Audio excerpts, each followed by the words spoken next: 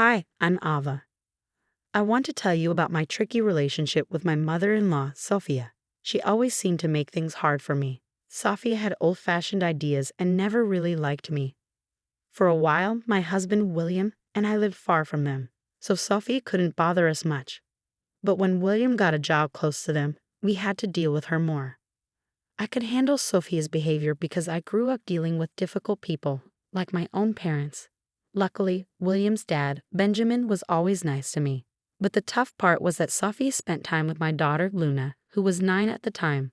Luna loved her grandparents, and they were the only ones she knew well, since I didn't have contact with my own parents. Even though Sophia and I had our issues, I put them aside for Luna's sake. I wanted Luna to have a good relationship with her grandparents. William also cared about family a lot, so I couldn't just cut Sophia out of our lives. Luna enjoyed spending time with her grandparents, but Sophia still caused problems sometimes. Sophia kept criticizing Luna's diet, saying I wasn't feeding her right. She thought Luna needed more nuts for protein, but Luna was allergic to nuts and even their smell made her sick. I told Sophia this many times, but she wouldn't listen. She said Luna needed to eat nuts to get over her allergy and called me a bad mom. I knew you'd say this, Sophia. We talked to the doctor, and Luna's meals are balanced. Skipping nuts won't hurt anyone, but it could make Luna really sick, I told her. Even after explaining and listening to the doctor, Sophia didn't change her mind. She thought exposing Luna to nuts would help her allergies. I was tired of arguing with her and tired of being called a bad mom. Sophia even tried to get Luna to eat nuts, but Luna knew better and always said no. Feeling more and more worried about what Sophia might do, I decided to talk to William about it. I'm really concerned about leaving Luna alone with Sophia. I'm afraid she might give Luna foods she's allergic to, thinking it will help her allergies, I told him. Don't worry so much, Ava. My mom might have old-fashioned ideas, but she knows her boundaries. And Dad is always there to step in if things get out of hand. Luna loves being with her grandparents, and we can't just stop her from seeing them, William said, trying to reassure me. But Sophia keeps ignoring Luna's allergies. I'm genuinely scared for Luna's safety whenever she's with them without me. We need to talk about this. I can't keep worrying like this, I insisted. Relax, Ava. There's no need to stop Luna from seeing my parents just because of this small issue. Luna loves being with them, you know? And if you're worried about Mom, I'll talk to her. She'll listen to me, William assured me. His words made sense. Luna really enjoyed being with her grandparents, so I couldn't bring myself to stop her. If Luna had ever said she didn't want to see them, I would have respected her decision. But I didn't realize that even William couldn't change Sophia's behavior. Things came to a head at Luna's 11th birthday party.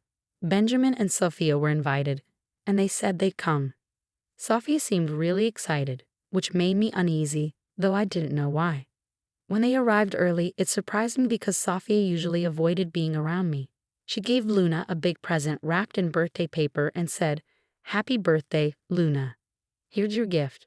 Grandma got you something really special." Luna thanked Sophia, and then Sophia said, "Wow, that's a big gift. What's inside, Grandpa?" "I have no idea, Luna. Grandma chose it, and she won't even tell me what's in there. We'll both find out when you open it," Benjamin said. "Come on, open Grandma's gift and see what she got you. I bet you'll love it, sweetie. I'll be your favorite grandma ever," Sophia said excitedly. "I can't wait to see what you got me, Grandma. I'm so excited." "We'll open all the gifts after we cut the cake, Luna. Let your friends arrive, and once we finish the cake, you can start opening the presents," I suggested. "No, Luna needs to open my gift before cutting the cake. That's why I came early, to give her my special present," Sophia insisted. Despite feeling suspicious about Sophia's behavior, Luna seemed genuinely happy to get such a nice gift from her grandma. The big, heavy package made Luna even more excited, and she couldn't wait to see what was inside. She wanted to start opening her presents once all her friends were there. I agreed to let Luna open Sophia's gift before the cake, as Sophie said it had to be done that way. I didn't want to upset Luna on her birthday, so we went along with it. But little did I know what a disaster it would turn into. Luna and her parents were let down by the one person they trusted. Sophia not only ruined Luna's birthday, but also turned everyone against her. When Luna opened the gift, she found a big cake with her name on it. She was happy for a moment, but then she passed out. William and I rushed to her, scared and confused when we saw her throat swelling up. In shock, I watched as William hurried to get an epinephrine shot while someone else called the police. Knowing exactly who was behind this, I confronted Sophia, demanding answers. "What on earth did you put in Luna's cake? What's in it?" I asked, my voice shaking with anger and fear. Sophia pretended she didn't know anything, saying, "I didn't do anything, Ava. It's just a regular cake.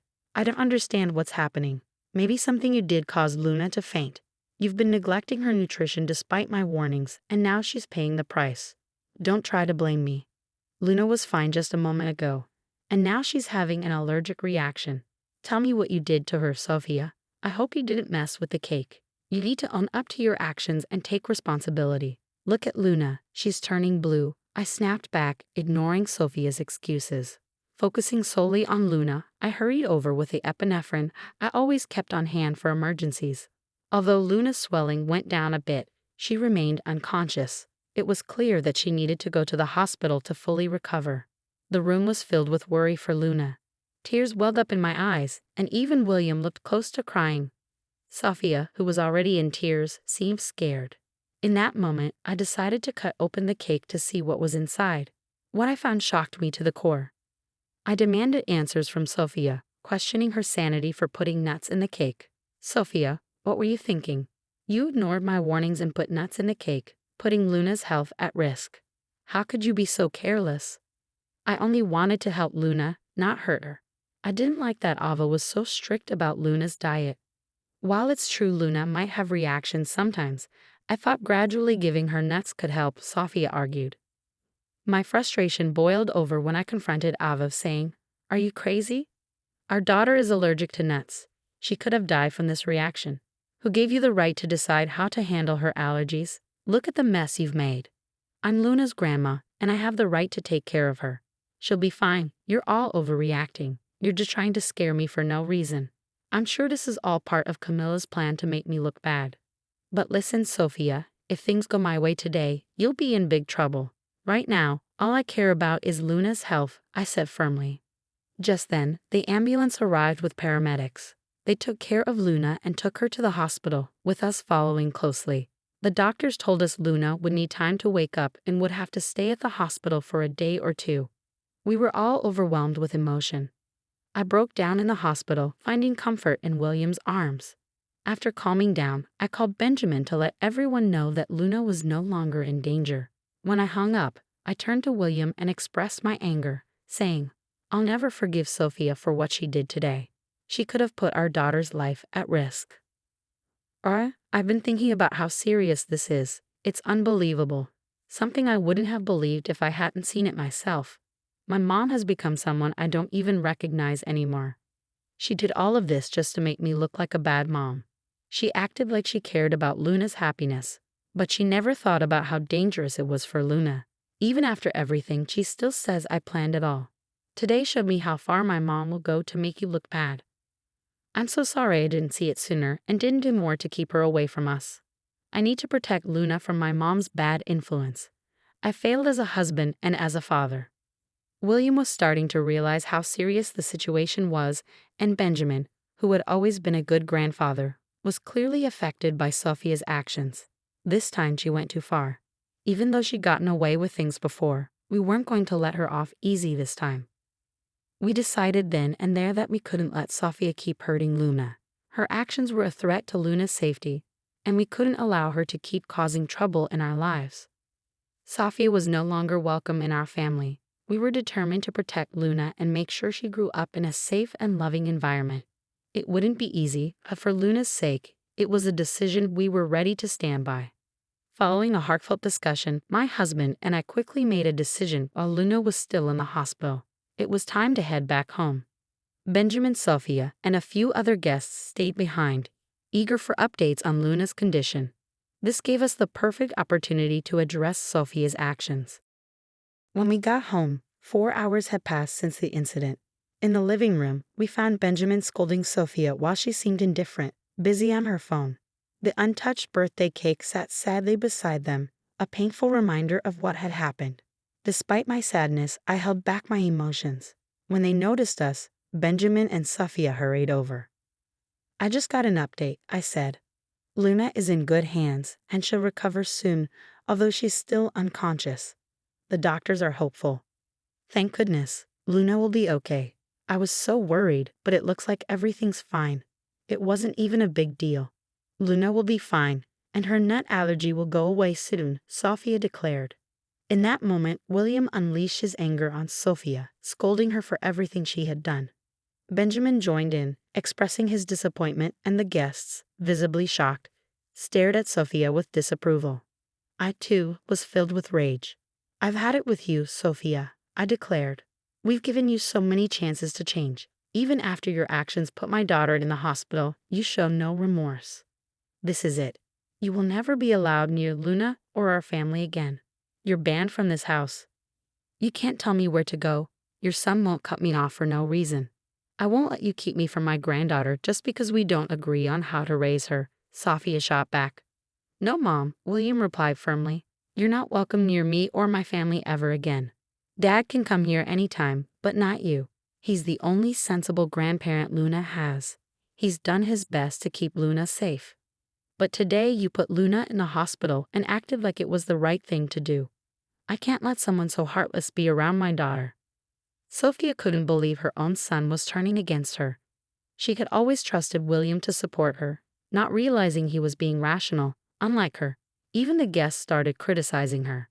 Sophia felt trapped, with no one on her side, not even Benjamin. In desperation, she screamed at us, blaming me for setting her up. This is all your fault, Ava. You turned everyone against me. I'll never forgive you for this. You should be begging for our forgiveness. Your actions have ruined your reputation and kept you from Luna. I'll sue you for grandparents' rights. I'll take you to court, and the judge will let me see Luna. Just wait and see. I don't need anyone to support me. I responded firmly, you're not going to have much luck getting grandparents' rights from jail. I'm sure the judge would find it pretty funny to have a criminal asking for visitation after putting her own granddaughter in danger. Sophia protested. What are you talking about, Ava? Why would I go to jail? I didn't do anything wrong. Didn't do anything? I shot back. What you did is a crime, Sophia. You can be arrested for knowingly exposing a child to allergens. It's considered a form of poisoning. Maybe you didn't realize it, but William and I did. We've already called the police on you. And look, here they come now to arrest you. Sophia, in denial, insisted, no, you're lying. This can't be happening. You can't arrest me for this. Sophia's panicked expression showed her desperation as she begged us to drop the charges. Tears flowed down her face, and she started to panic. Just then, 2 officers came in and told her she was under arrest. She clung to our hands, begging us not to send her to jail. William remained unmoved, telling the cops to take her away, while I gave Sophia a cold look, showing that her deceitful game was over. In a last attempt, she turned to Benjamin for help, begging him to do something. Benjamin, please. You can't let your wife get arrested like this, she pleaded. But Benjamin stood firm, saying, when my wife does something truly terrible and shows no remorse, I won't protect her. I've warned you for years to change, and you never listened. Today, you put our granddaughter in danger. I was only trying to protect her, not realizing it would hurt her so badly. Please, Benjamin, I'm your wife. You have to help me, Sophia pleaded desperately. But William stood by his decision, saying firmly, Sophia, I've already cut you out of my life. It's the right thing to do. And I plan to do the same. Tomorrow, I'll talk to a divorce lawyer. I want to end this as soon as possible. I won't stay with someone like you. I'll protect my granddaughter and my kids from you. Sophia was shocked and pleaded desperately, no, Benjamin. You can't do this to me. I'm your wife. Ignoring her, Benjamin told the cops to take her away. Sophia continued crying and begging for help, bringing a tumultuous end to an event that had long concluded. A sense of peace washed over me as William, Benjamin, and I went back to the hospital. After the other guests left, clearly upset by Sophia's actions, they promised to tell everyone what she had done. The next day, Luna woke up feeling much better, but she was terrified of Sophia. Luna cried and begged us to keep her away from her grandmother, saying how Sophia had tried to make her eat things she was allergic to. To help Luna deal with her feelings, we got her a therapist. At the same time, William and I started going to therapy together to work on our communication as a family. Having Benjamin's support was really important for all of us. With his help, we started to heal and grow stronger as a family. Sophia's life took a sharp turn for the worse after the incident. Her actions caught up with her, and she faced serious consequences. Once her own family found out what she had done, they scolded her and cut ties with her. Even her friends were disgusted by her behavior and stopped talking to her. With no one to turn to, Sophia found herself in a desperate situation, begging everyone for bail money. But she didn't get any help, and Benjamin filed for divorce the next day. Sophia was served with divorce papers while still in jail. Receiving the divorce papers in her cell sent Sophia into a fit of rage. In the following months, Benjamin was able to get a quick divorce, taking advantage of state laws. With the police report as evidence, our legal case against Sophia moved forward. Despite the expectation for Sophia to cover Luna's medical expenses, her financial struggles resulted in a lengthy prison sentence as the judge ruled against her. Moreover, we obtained restraining orders to ensure she stays away from our family. With confidence that Sophia won't have the chance to approach us again, we remain watchful. But if by some chance she tries to cross the line, she'll encounter the fierce protection of Mama and Papa Bear, who are determined to do whatever it takes to keep Luna safe.